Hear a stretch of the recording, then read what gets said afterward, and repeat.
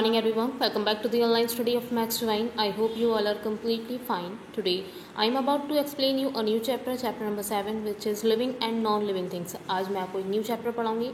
Chapter number 7 सजीव और निर्जीव वस्तुएं, जानदार और बेजान चीज़ें. So chapter outline: living and non-living things, characteristics of living things, difference between living and non-living things. सो इस चैप्टर में आप यही जानेंगे कि लिविंग और नॉन लिविंग थिंग्स क्या होते हैं, इनकी क्या कैरेक्टरिस्टिक्स हैं. So without wasting any time let's start our chapter. In our daily life we see a large number of things. हम अपनी डेली लाइफ में बहुत सारी चीज़ें देखते हैं. All these things are different from each other. और ये सारी चीज़ें एक दूसरे से अलग होती हैं. They differ in colour, size, shape etcetera. वे ये जो चीज़ें होती हैं साइज़ में अलग होंगी, शेप में अलग होती हैं, कलर में भी अलग होती हैं. और भी बहुत सारी चीज़ें हैं जिसमें ये डिफरेंट होती हैं एक दूसरे से. They may have different properties also. और इनकी अपने अलग गुण भी होते हैं. सबकी चीज़ों के अपने अलग प्रॉपर्टीज़ होती हैं. We come across paper, pencil, furniture, birds, trees, animals etcetera. हम रोज़ बहुत सारी चीज़ों के संपर्क में आते हैं, बहुत सारी चीज़ें देखते हैं जैसे कि paper, pencil, furniture, birds, trees etcetera. On the basis of characteristics scientist divide these things into 2 groups.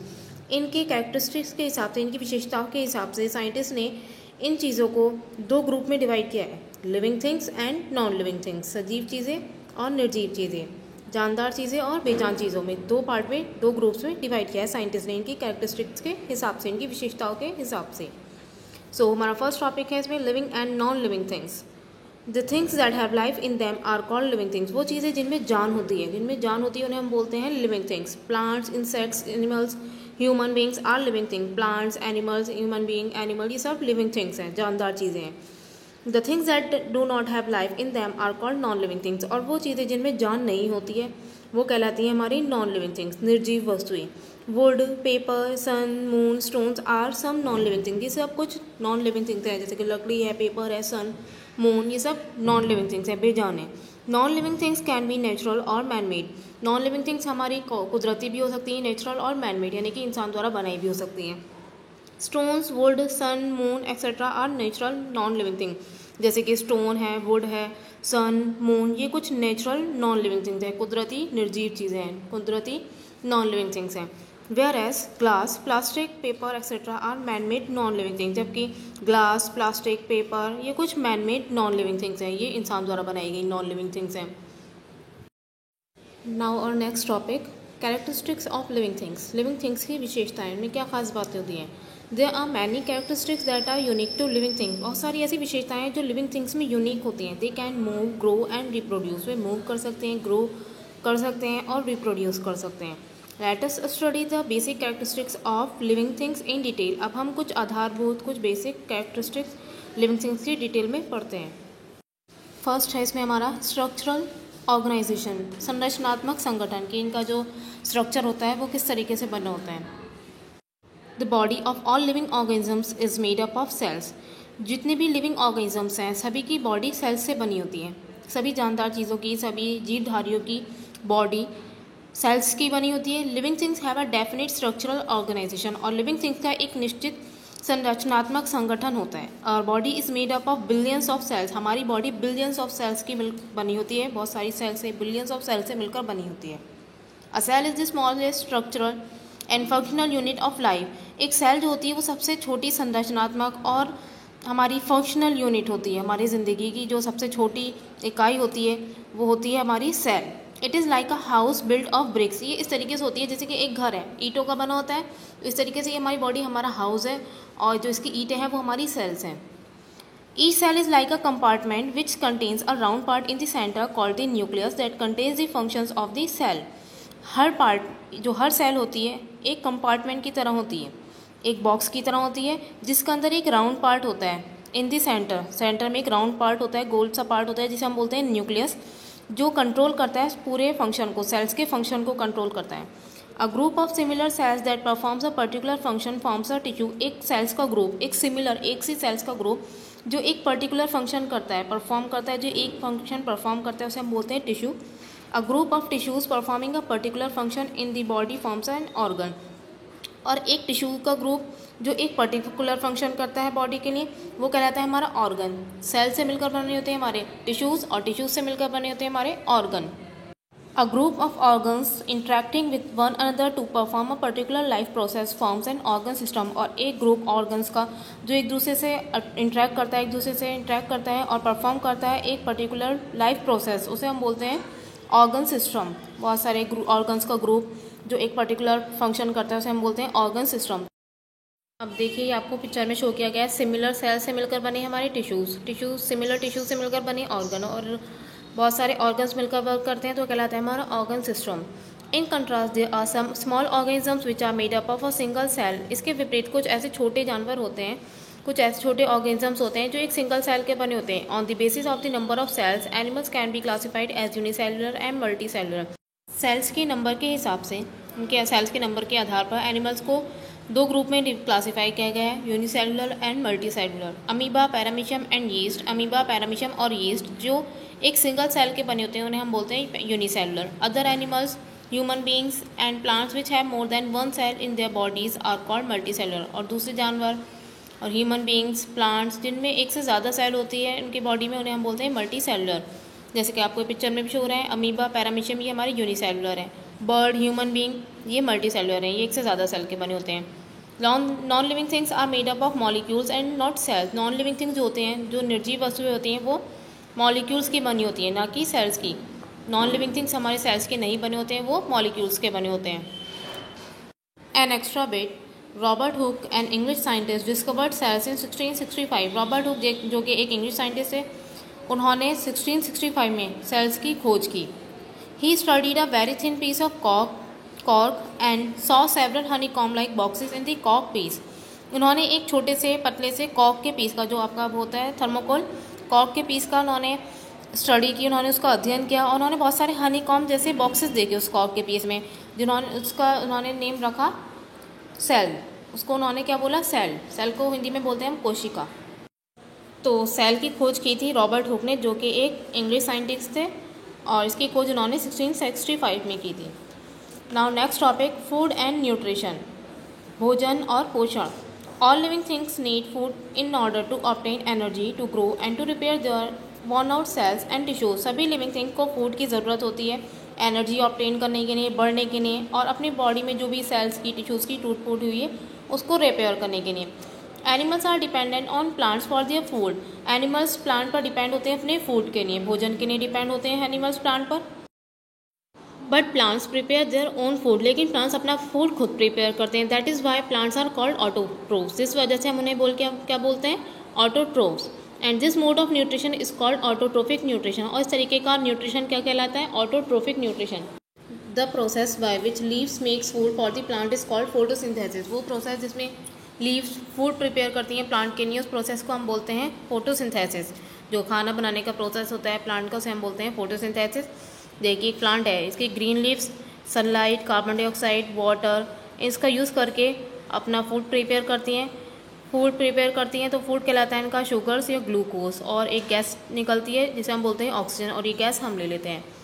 This food is also transported to other part of the plant through tissues present in the plant. और ये जो food ही prepare किया है इन्होंने, ये दूसरे parts में भी ट्रांसपोर्ट होता है। प्लांट्स के जो दूसरे पार्ट्स हैं उनमें भी ट्रांसपोर्ट होता है प्लांट्स के टिश्यूज़ के ज़रिए। जो उनमें टिश्यूज़ प्रेजेंट है वो इन्हें, जो फूड प्रिपेयर किया है प्लांट की लीव्स ने, वो ट्रांसपोर्ट करते हैं दूसरे पार्ट्स तक। Non green plants and animals do not make their own food. Non green plants और जो एनिमल्स होते हैं वो अपना खाना खुद प्रिपेयर नहीं करते हैं। दे डिपेंड डायरेक्टली और indirectly on green plants for their food. वो डायरेक्टली और इनडायरेक्टली ग्रीन प्लांट्स पर ही डिपेंड होते हैं अपने फूड के लिए। This method of nutrition is called heterotrophic nutrition. और ये प्रोसेस जो होता है मोड न्यूट्रिशन का, इस मोड को बोलते हैं heterotrophic nutrition. And animals and non green plants are called heterotrophs. और एनिमल्स और नॉन ग्रीन प्लांट्स हेटरोट्रोफ्स कहलाते हैं। तो अपना खाना खुद नहीं बना सकते, तो प्लांट्स पर डिपेंड रहते हैं, वो हेटरोट्रोफ्स कहलाते हैं। उनका मोड न्यूट्रिशन का हेटरोट्रोफिक न्यूट्रिशन कहलाता है। Non living things do not need और eat food. Non living things ना ही फूड खाते हैं, ना ही इन्हें ज़रूरत होती है फूड की। Your table and bed do not eat any food. आपकी टेबल और आपका बेड, इसको ज़रूरत नहीं होती है फूड की, क्योंकि ये नॉन लिविंग थिंग है। नाउ और next topic, response to stimuli, उत्तेजना के प्रति प्रतिक्रिया। What happens if you accidentally touch a hot pan. क्या होता है अगर आप कभी अचानक से कोई एक्सीडेंटली एक गर्म पैन को छू लेते हैं, कोई गर्म बर्तन को छू लेते हैं। You suddenly remove your hand as reaction. आप फ़ौरन ही अचानक ही अपने हेड को रिमूव कर लेते हैं। रिएक्शन, उसका क्या रिएक्शन होता है कि आप फ़ौरन ही अपना हाथ उससे हटा लेते हैं। Here touching the hot pan is the stimulus. यहाँ पर जो टचिंग है हॉट पैंट को टच करना, ये है आपकी स्टिमुलस मीन्स उत्तेजना। And removing the hand is the response produce by the stimulus. और जो हम रिमूव कर रहे हैं हैंड को, ये रेस्पॉन्स है हमारा, इसे हम बोलते हैं रेस्पॉन्स, मतलब प्रतिक्रिया, जो हमने स्टिमुलस उत्तेजना के प्रति प्रतिक्रिया दिखाई। A change in the immediate environment of an organism which produces a change in the activities of the organism is called a stimulus. एक चेंज, एक परिवर्तन ऑर्गेनिज्म के इमीडिएट एनवायरनमेंट में, एक फ़ौरन ही एक इमीडिएट एनवायरनमेंट में जो परिवर्तन होता है जिसके कारण एक चेंज उत्पन्न होता है, इनकी एक्टिविटीज़ में, ऑर्गेनिज्म की एक्टिविटीज़ में चेंज होता है, उसे हम बोलते हैं स्टिमुलस मीन्स उत्तेजना। प्लूरल में होगी स्टिमुली कहलाएंगे, प्लूरल होगा तो ये कहलाएगी stimuli. An organisms reaction to a stimulus is called a response. और एक ऑर्गेनिज्म का रिएक्शन स्टिमुलस के प्रति, रिएक्शन ये हमारे उत्तेजना के प्रति से हम बोलते हैं response. All living beings respond to different types of stimuli like touch, heat, light, smell etcetera in different ways. सभी लिविंग बींग्स रिस्पॉन्ड करते हैं अलग टाइप की स्टिमुली के प्रति, अलग अलग उत्तेजना पर, जैसे कि टच, हीट, लाइट, स्मेल, ये अलग तरीके की उत्तेजना है और इसमें अलग अलग तरीके से रिएक्ट करते हैं living beings. Leaves of touch me not curl up and touch. एक लीव होती है, पत्तियाँ होती हैं टच मी नॉट प्लांट की, छुई मुई की पत्तियाँ होती हैं, जब उन्हें हम टच करते हैं तो वो कर्ल हो जाती है, मतलब मुड़ जाती हैं। Here touch is the stimulus. यहाँ पर टच जो है, छूना जो है वो स्टिमुलस है, मीन्स उत्तेजना है। And curling up of leaves is the response. और जो कर्लिंग हो रही है लीव्स की, मुड़ रही है लीव्स, वो हमारी प्रतिक्रिया, लीव्स की प्रतिक्रिया कहलाएगी। Plants also respond to stimuli. Plants भी स्टिमुली के प्रति रिएक्ट करते हैं, मतलब जो उत्तेजना होती है उसके प्रति रिस्पॉन्ड करते हैं। Shoot of the plant grows towards the light. जो शूट होती है, तना होता है प्लांट का, वो लाइट की तरफ बढ़ता है। And the root grows toward the gravity. और जो रूट होती है, जड़ होती है, वो ग्रेविटी की तरफ, नीचे की तरफ जाती है। Here light and gravity are stimuli. यहाँ पर जो लाइट है और ग्रेविटी है ये स्टिमुली है। And plant growth is the response. और जो प्लांट की ग्रोथ है वो रिस्पॉन्स है। The response of a plant towards sunlight is known as phototropism. जो रेस्पॉन्स होता है प्लांट का सनलाइट की तरफ, सनलाइट के प्रति, से हम बोलते हैं phototropism. The root always grows towards the earth. जो रूट होती है वो हमेशा अर्थ की तरफ बढ़ती है, सॉइल की तरफ, मिट्टी में बढ़ती है। While the stem grows away from the ground. जबकि जो तना होता है वो ज़मीन से ऊपर की तरफ बढ़ता है, ज़मीन से दूर उठता है ऊपर। The movement of a plant parts towards और away from the earth is called geotropism. जो मूवमेंट होता है प्लांट के पार्ट्स का अर्थ की तरफ, अर्थ के प्रति और उसके दूर, इसे हम बोलते हैं जियोट्रोपिज्म। जैसे कि ज़मीन से ऊपर उठना, तने के फॉर्म में और रूट के फॉर्म में, इसे बोलते हैं हम geotropism. Some stimuli come from inside an organism's body. कुछ स्टिमुली, जो कुछ उत्तेजनाएँ होती हैं, वो इंसान की बॉडी के अंदर से आती हैं, ऑर्गेनिज्म के बॉडी के अंदर से आती हैं। फॉर एग्जाम्पल, जैसे कि एक एग्जाम्पल है, lack of oxygen in your body a stimulus that often causes you to yawn. जैसे कि एक उत्तेजना है ऑक्सीजन की कमी होना, बॉडी में जब ऑक्सीजन की कमी होती है तो हमें अक्सर यॉनिंग होती है, मीन्स जमाई आती हैं। Non living thing do not respond to stimuli. जो नॉन लिविंग थिंग्स होती हैं वो उत्तेजना के प्रति प्रतिक्रिया नहीं दिखाती हैं। जैसे कि गर्म चीज़ रख दी, कि हमने किसी चीज़ पर, ठंडी ज़्यादा ठंडी चीज़ रख दी, तो इस तरीके से ये उत्तेजनाएँ नहीं दिखाती हैं नॉन लिविंग थिंग्स। नाउ और नेक्स्ट टॉपिक, ग्रोथ, वृद्धि। All living things take in nutrition and grow. सभी लिविंग थिंग्स पोषण करते हैं और ग्रो करते हैं। Organisms increase in height, weight etcetera to exhibit growth. Organism height में, वेट में बढ़ते हैं और इस तरीके से हमें उनकी ग्रोथ, वृद्धि नज़र आती है। Living organisms have different stages of growth in their life. Living organisms की डिफरेंट स्टेजेस होती हैं ग्रोथ की, उनकी ज़िंदगी में, पूरी ज़िंदगी में वो डिफरेंट स्टेजेस से गुजरते हैं ग्रोथ में। Organism grow from birth till death. Organism अपने बर्थ से डेथ तक बढ़ते रहते हैं, ग्रो करते रहते हैं। ये नहीं कि सिर्फ हाइट ही बढ़ती रहती है, हाइट एक लिमिट में आकर, एक एज में आकर रुक जाती है, लेकिन अंदर जो वृद्धि होती है, जो ग्रोथ होती है, वो टिल डेथ होती रहती है। Growth in living organisms is an irreversible change. और ग्रोथ जो है लिविंग ऑर्गेनिज्म की, वो एक इरिवर्सिबल चेंज है, मतलब इसे हम पुराना वापस नहीं पा सकते, मतलब इसे हम चेंज नहीं कर सकते। जैसे कि हम बड़ा है, कोई इंसान लंबा है, उसे वापस छोटा तो नहीं कर सकते। Seeds grow into plant that grow into bigger plants and trees. Seeds एक ग्रो हो जाते हैं प्लांटलेट में, एक छोटे पौधे में ग्रो होते हैं, फिर उसके बाद एक बड़ा पौधा बनता है, फिर उससे ट्री बन जाता है। Puppies grow into dogs. Puppies dogs बन जाते हैं।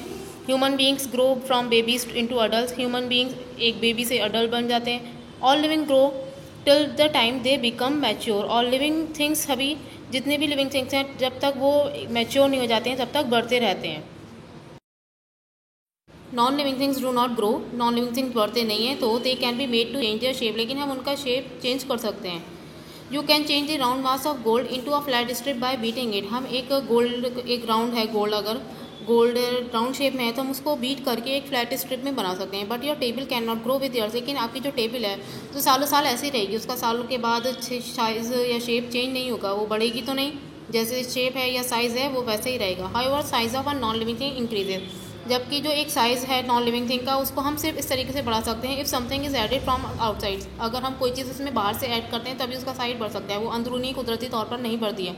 For example a heap of sand will grow if you add more sand to it. जैसे कि एग्जाम्पल है, एक रेत का ढेर है, अगर हम वो सालों साल ऐसी लगी रहेगी तो बढ़ेगी तो नहीं, लेकिन अगर हम उसमें कुछ बाहर से कुछ और रेत ऐड कर देंगे तो तब बढ़ेगी। तो ये नेचुरली तो नहीं बढ़ी, लेकिन हम ऐड कर देंगे तो वो चीज़ बढ़ सकती है, non living thing. Next topic है हमारा movement. All living things show movement. सभी लिविंग थिंग मूवमेंट शो करते हैं। Animal move in search of food. Animals food की सर्च में मूव करते हैं। एंड शेल्टर, और शेल्टर की तलाश में, कि अपने घर, अपने आप को बचाने की तलाश में। As well as to protect themselves from their animals, और अपने आप को अपने एनिमल्स से बचाने के लिए भी, प्रोटेक्ट करने के लिए वो मूवमेंट करते हैं। This kind of movement in which one moves from one place to another is called locomotion. इस तरीके का मूवमेंट जिसमें एक जगह से दूसरी जगह मूव किया जाता है, इसको बोलते हैं हम locomotion. All animals and human beings show locomotion. सभी एनिमल्स और ह्यूमन बींग्स लोकोमोशन शो करते हैं।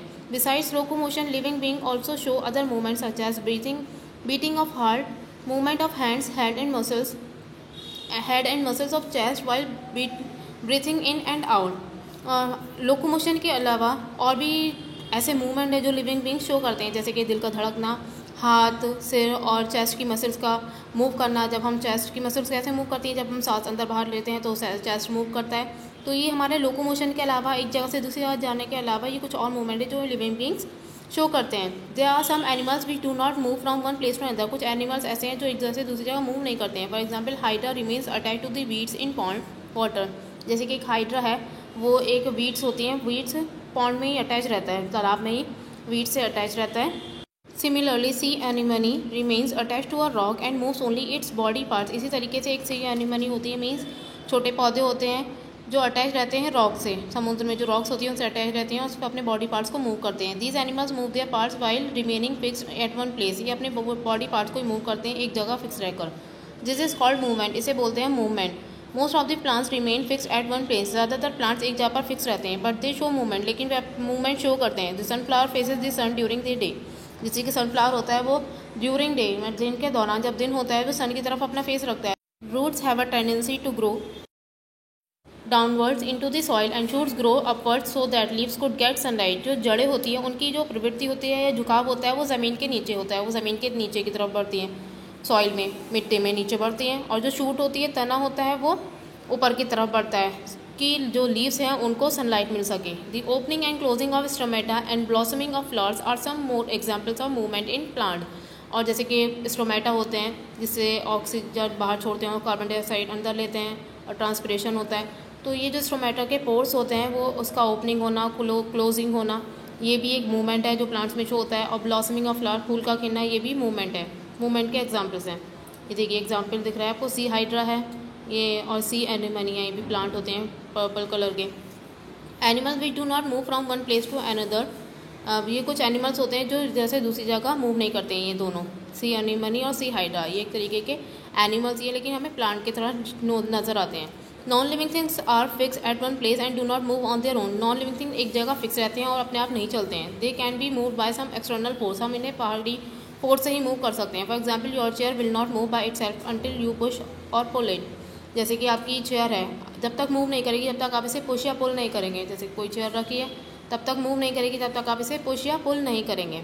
तो नॉन लिविंग थिंग्स मूव नहीं कर सकते, वो एक जगह फिक्स रहते हैं। Okay, now that's all for today. Now we will cover our next topics in the next class. Now homework time. Homework में आपको पेज नंबर 76 के सेल्फ चेक क्वेश्चंस करने हैं, बुक पर ही फिल करने हैं पेंसिल से, और कल सुबह 8 बजे से पहले ये होमवर्क आपको मुझे सेंड करना है। Okay, thank you and have a nice day.